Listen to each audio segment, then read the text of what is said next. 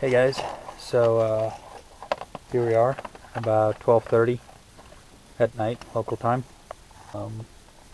It is 7 degrees outside. 7. Yeah, gonna be a fun night.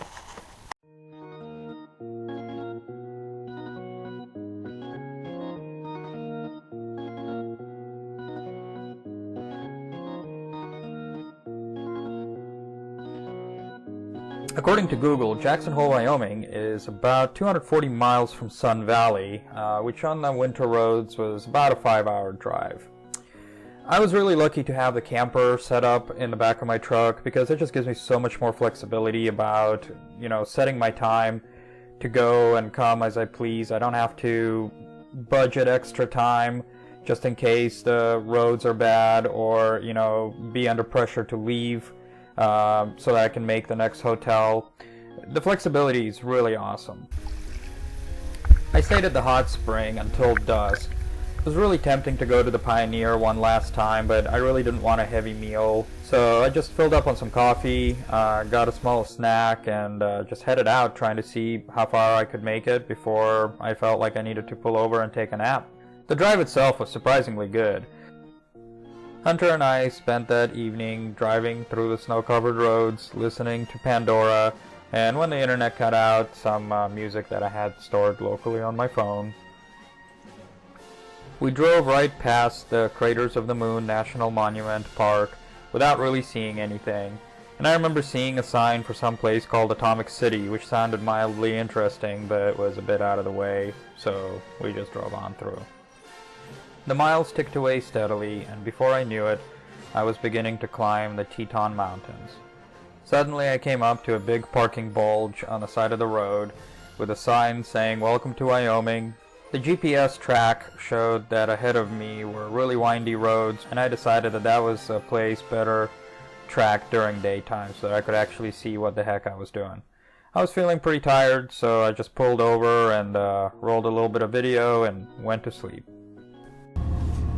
Okay, so we're back to this. I'm gonna give this stove one last good college try. The difference this time being is I'm gonna try to take the carburetor off and clean it out.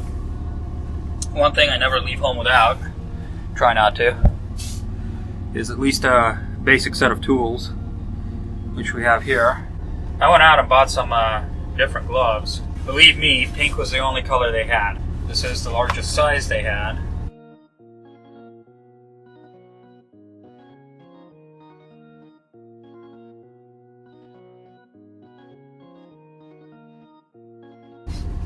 Okay, and we're ready to get down to business on this sucker. Okay, so I'm going to disconnect the fuel hoses. Actually might be a lot easier said than done.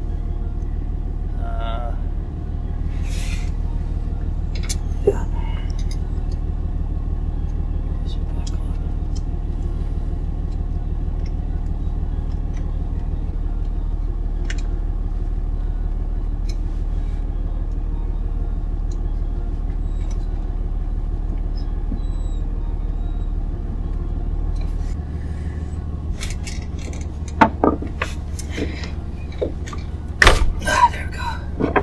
Okay, I'm gonna elevate this hose up high so that it doesn't drip whatever diesel's in there.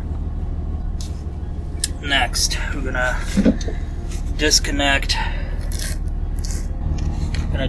this lower hose.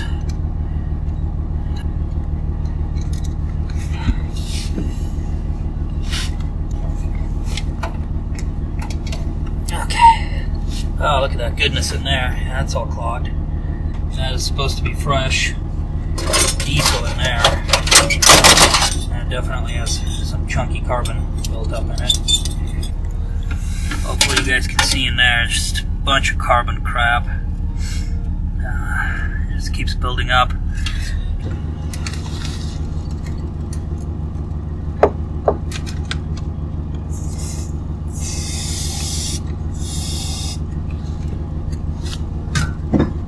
I bought a new cleaning solvent, so we're gonna try to blast the shit out of this. See how clogged that passageway is? It's not even letting the solvent drip through.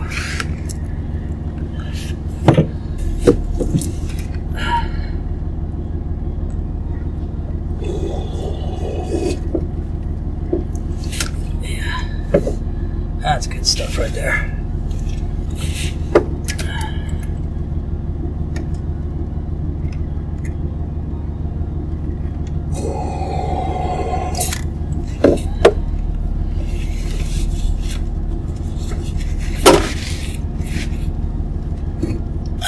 I was thinking to take this carburetor out of the truck and disassemble it on the tailgate, but it looks like I can get these cap screws off and just get at it right here.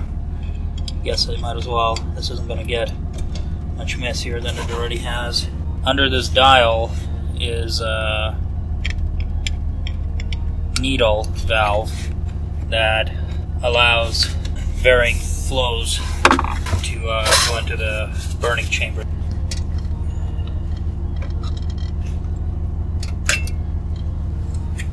Okay, and I'm just gonna clean these parts with this cleaner that I have.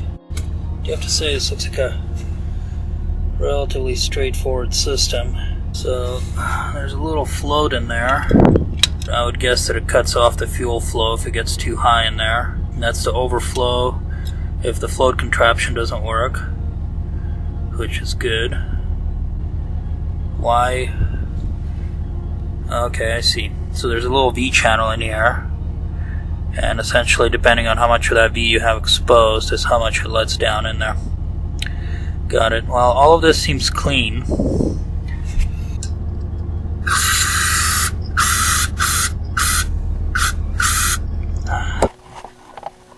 Hey guys, so here we are, about 12:30 at night, local time. Got my whole sleeping arrangement set up over there. Got the stove going. That right there is the Welcome to Wyoming sign. I am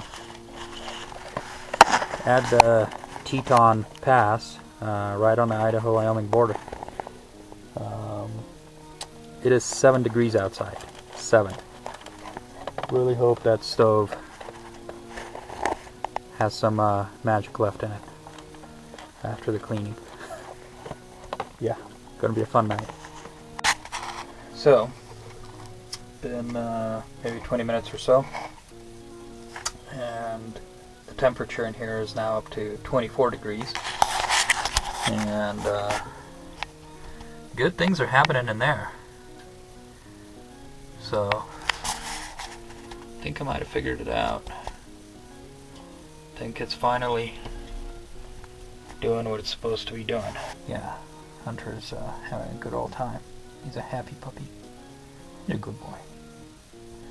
So, yeah, gonna try to sleep now.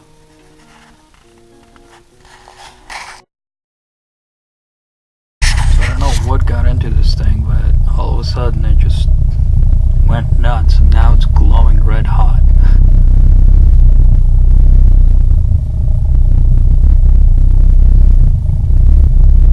And it sounds angry.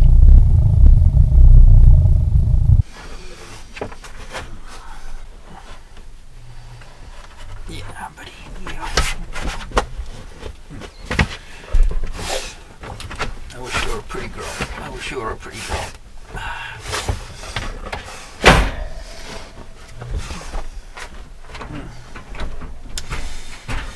Not a bad morning.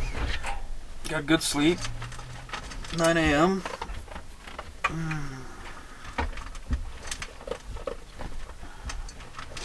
Kind of warm. Stove kept going all night long.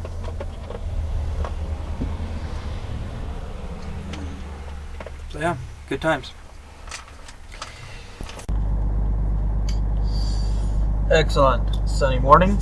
I am 40 minutes from Jackson Hole ski area, and yeah, had a good sleep. Yeah, Hunter had an excellent sleep as always, you know, and if he didn't, he'll have one later. Yeah, he's a good boy. Alright.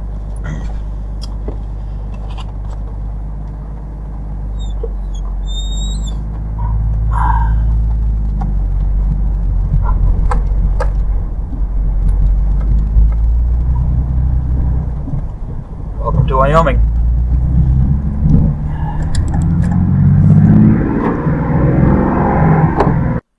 The road coming down from Teton Pass was some of the steepest driving I had done all trip, and I was sure glad that I did it during daylight hours, not only because I could see what I was doing and what I was getting into, but also because the sights were just absolutely gorgeous.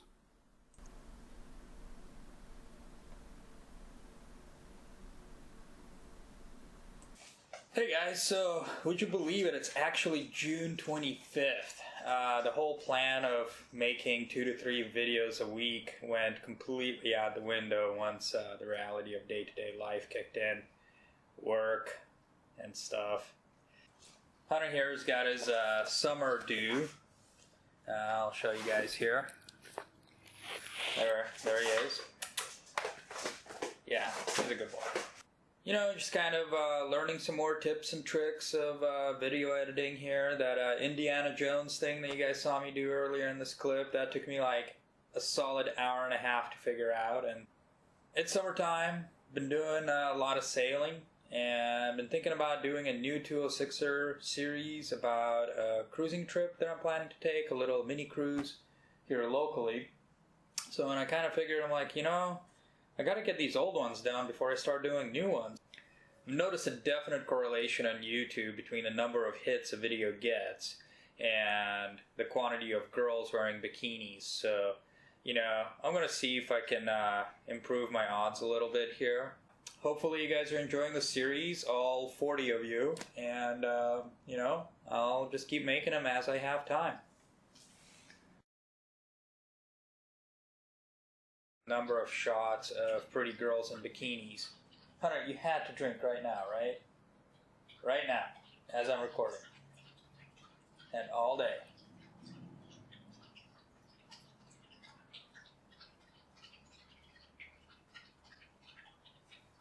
We'll wait for him to finish. Are you done? Alright.